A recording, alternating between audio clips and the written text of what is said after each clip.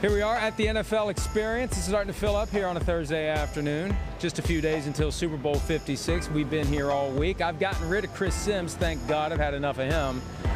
Here's another guy that I have, and you know what, Jay Glazer, by the way, Jay Glazer's book, Unbreakable, Lessons for Living from a Mental Health Warrior. I get it right here. I got a copy at home. My son insisted on ordering it. I said, I think he'll hook us up with a free one. I still want to order it. I like him. I don't like you. I like him.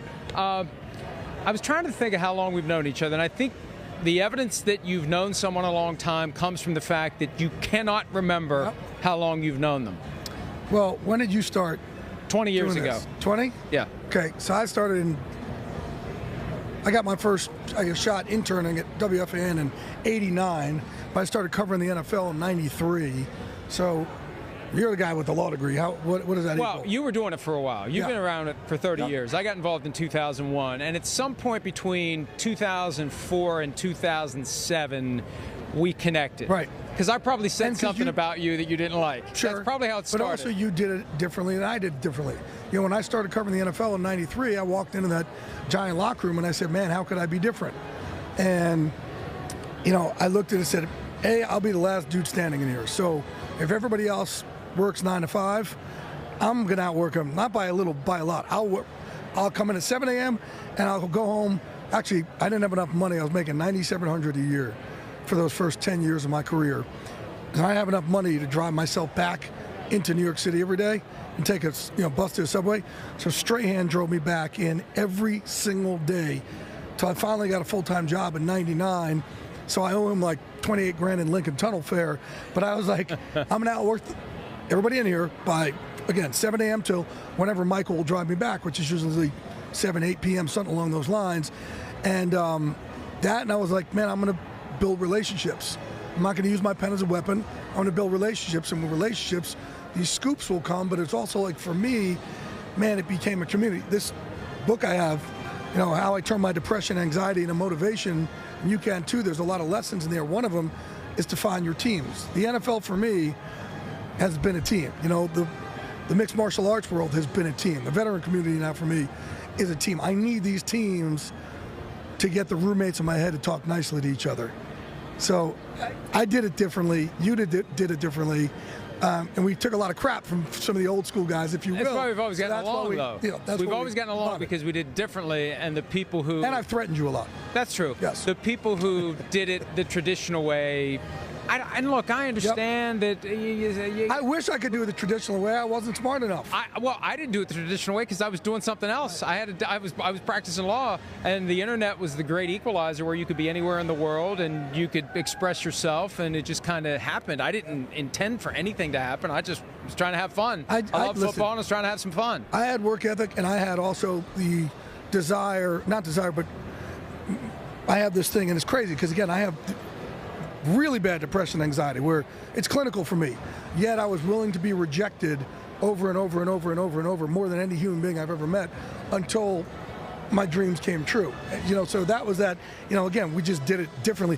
Do I wish I was smart enough to go to West Virginia or a real school? I went to Pace, Pace College, and do it the way that the Schefters have done it, and Moritz and people like that. I wish I could have. I was a remedial English kid. You still did it. You still did it. I did it because I was willing to be knocked down more than everybody else. And I'd say, you know, it's funny because I always talk to God. I'm a big God guy. I said, God, I don't want you to get me this job. Just pick me up, brush me off, and let's keep walking this walk together. So I never felt alone. And that way I was willing to be rejected as many times as it took until I got, you know, where I needed to get to. That overnight success lasted 11 years of being broker than broke, $9,700 a year. And that's the key. And look, I don't want to sound like the old man who's lecturing the kids out there who all want to have greatness, but you don't just show up at the top of the mountain. You don't get airlifted and dropped at the top of the mountain. You got to climb it. And the climb, frankly, is the most rewarding part of it. That's the pot of gold at the end of the rainbow. Right. Right. I never knew I'd be on a show with Terry Bradshaw and Howie Long and Kurt Menefee and Jimmy Johnson and Michael Strahan and Troy Aikman and Joe Buck. Like, you kidding me? I never knew that would happen. So at one point I had to look at it and go, okay, that's the pot of gold at the end of the rainbow, the journey itself. Because here's the funny thing. With my level of depression, anxiety, like, I don't know how to love myself from the inside out. I wake up every day in what I call the gray. Like, the sky is falling and the universe hates me. And I know that's not true logically. and my life is great, but between my ears sucks. And because I couldn't find this love, it led me into a cage, right? That's why I felt like I belonged, to go get my head beat in by Chuck Liddell's walking around here somewhere, and the Randy Couture's and Renzo Gracie's and people like that.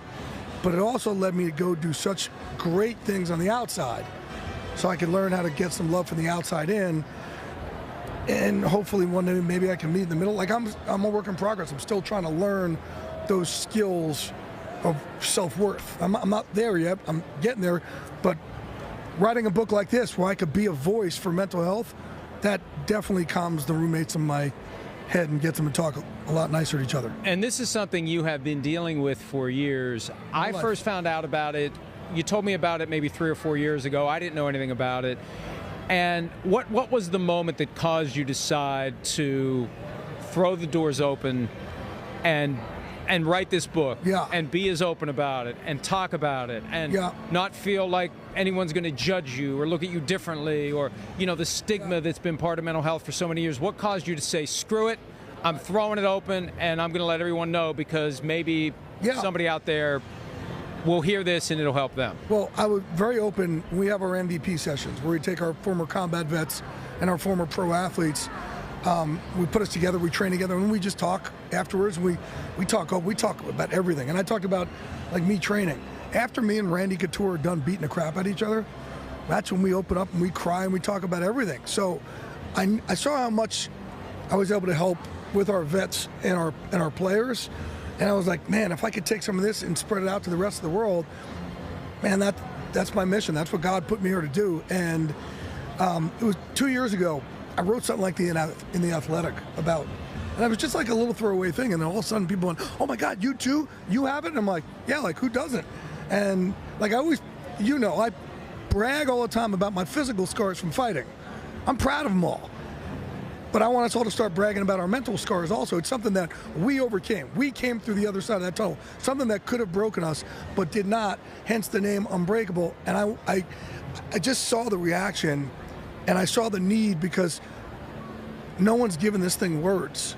And whether it's my level of depression, anxiety, or we just went through a pandemic where we were forced to socially isolate, right? Or you think your life sucks because you're comparing yourself to everybody else's filtered fraction of a second on social media. It's not real, but it's a harder role to live in these days and navigate. So we talk about mental health, but who describes it? I want to be that voice, to give us a voice through the gray, find some color in the gray. And man, the more I've opened up to my friends, the most macho dudes in the world, the closer it's gotten us together. So I'm telling everybody else out there, open up to your people. There is no shame. Nobody will shame you for it. I can promise you that. Well, and that's the key, too, because everybody deals with something at some point, whether it's clinical, whether it's situational, whether it's just a bad weekend. We all go through crap. And I think one of the things to remember is whatever it is temporary. Whatever it is, you can find a way through it. And if you have resources, you have friends, you have people you can talk to, that's what's going to help you get through it. Yep. And it's easy to say it, it's hard to do it when you're in the middle of it. And it sounds like it's something that you literally have to battle every day. Every morning. Every morning. Every morning I wake up. It's, man, I don't know which version of me I'm gonna wake up with, and if it's the version that the sky is falling, or the version that the universe, everybody hates me. And so what do you do when you wake up and you're in the gray? So what do you do to help yourself out of it? I start meditating in the morning, and I start meditating and I kind of put 3 songs on, and one is I try and do things I'm grateful for, right? And it's hard to, when you're having a pity party for yourself, it's hard to do that. And then I do things that I'm proud of. It's hard also for somebody like me. And the third thing is positive affirmations of things that I want to do, like this book. I'm going to write a book. I'm going to help this number of people. So things like that. So I do that, right? But also, like, when I'm struggling now, I call my boys. Like a couple weeks ago, I was in one. It's not often where it renders me where I just can't get out of bed or off the couch, but this day it did. And I called the guy named Mark Kerr, who's the first ever UFC heavyweight champ of the world, smashing machine. HBO did a documentary on him, and I called him. I said, bro, I am struggling. I need you to come over. And he's like, what do you want to do? I said, I need to spar. Mike, I want you to punch me in the face. I need more CTE to get me out of this. So he did. He came over, and I called my team. I called my teammates, and that's the biggest thing. Don't isolate. Call your teammates. And, you know, this book is a prescriptive thing of what you could do. I try and laugh a lot. You guys see me on TV all the time laughing and joking. A lot of it is to entertain you at home, but a lot of it is also for me to slice through the gray, because the gray hates laughter. And then the third thing is I make sure I'm of service to people. So I'm always doing charitable works, or even just calling somebody and saying, man, how you doing? That's one thing I've learned from you not that long ago, that if you know somebody that periodically has these issues, there's huge value not in waiting for them to reach out to you if they're having a bad day, but just drop them a text, give them a call. Just, I'm thinking about you, how are you doing today? You never know when that lightning bolt is going to come and help them, when they otherwise maybe not in the mindset where they want to text or they want to talk, and just keeping in touch with people all the time. As we're here talking, one of my friends is missing, and we're out there searching for him. And again, it's not, suicide is such a bad epidemic these days. Miss USA just committed suicide. That's the most beautiful woman in the world, and she felt lonely, right? So, man, you've got to call your team. We've got to reach out to each other. You can't, you know, and in the book, I do a lot of our lessons of MVP, why we've been so successful in preventing a lot of suicides. I always tell them, like, man, when someone, you know, again, there are 22 vets a day that kill themselves. That is not okay. Like, man, I'm doing whatever I can to change that number, bring that number down. And whenever somebody in the crew has somebody that does, and the whole group's trying, I'm like, hey, how many in this group, you know, attempted themselves? And a bunch of hands go up. I'm like, well, this is what you would have left behind. Right? So this is your chance to have a do-over. I can guarantee you that your friend or whoever was in whatever afterlife you believe in is up in that afterlife looking down right now. They're not looking going, yes, celebrating that we're all crying. Guarantee you that they're up there going, oh my God, what did I do? No, I wish I could take it back. Well, this is your chance. And what you can learn here, and what I'm trying to preach to, is it's your chance to do it, to have a do-over. And don't leave us with that grief, man. We got to be there for each other, man, in the darkest of times. How much has this helped you personally, telling your story in this book, talking to people about the book? How much has it helped you? I had an 80-year-old grandmother recently reach out and say, thank you for giving me the words for the first time in my life. You see me get, you know, a little choked up saying this, but like, man, that's someone's grandma who I was able to give these words to, that said, I can finally talk to my husband and my kids and my grandkids. It's pretty damn special. And I've had a lot of parents reach out saying, I don't get it for my kids going through, and now you've given me a way to connect with my kid. That's pretty damn special. Thank God for this platform, that Fox and the NFL, that I could have this platform where I could do things like this. Well, and just think about all the years, all the decades where we were wired as a people to keep our mouths shut, keep our heads low. You don't talk about it. It's embarrassing. You're going to embarrass the family. You're going to embarrass yourself, especially men. But everybody. There's been a stigma attached to it for so long, and you've been doing such great work in tearing down that wall and eliminating it. And I know that people are still reluctant, but I think we're at a time now, and you've been at the forefront of this, getting people to realize it's nothing to be ashamed of. Yeah, be proud of our scars. It's something we're all going through. Life isn't perfect. We got to go through it, and it's got to motivate us to come through that. Whatever has almost broken you but didn't, you came through the other side of that tunnel. Be proud of that. Be proud of your scars.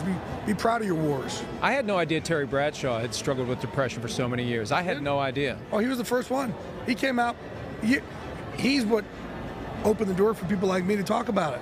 And when I first joined Fox, I started talking to Terry about it way back then. And I was in 2004 saying, man, I go through the same things, and he and I were just talking about it inside. And that's the first time I had somebody like that I could talk to. Terry was a pioneer. He was brave as could be, because he was talking about it before we talked about it. Yeah. You know, and listen, I had my first anxiety panic attack in 2005, and I've had them every single time I've done a show ever since. But back then we didn't talk about it, so I thought I was having a heart attack. And I now know it's not dangerous. But man, my hands will shake, my heart will go like this, my eyes will go back and forth, I'll start sweating, and a lot of times I'm like, call it wrestling with my abuser. While I'm on the air talking to people, I'm talking to this voice like, dude, just let me be. And trying to calm myself down and talking to Americans at the same time, it's chaotic. But I want people out there to know, like, that, yeah, it happens to me, it happens to you. It's okay, right? I'm messed up, but I'm good with my messed upness. Well, and that's the key. That's one way to get out of it. Embrace it, own it, and work at it every single day. Unbreakable. How I turned my depression and anxiety into motivation, and you can too. That's the key, and you can too. It's great seeing you. You too, man. And I have my copy at home. Well, I'm going to have to get my own copy because my son will claim the one that showed up at our house. But awesome stuff. Congratulations. Thank you, brother. And appreciate so much what you're doing. We're going to take a break. When we return, Eli Manning joins the program. We'll be back with more PFT Live right after this. Hi, I'm Mike Tirico, and thanks for watching. Make sure to hit subscribe for the latest news and highlights from NBC Sports.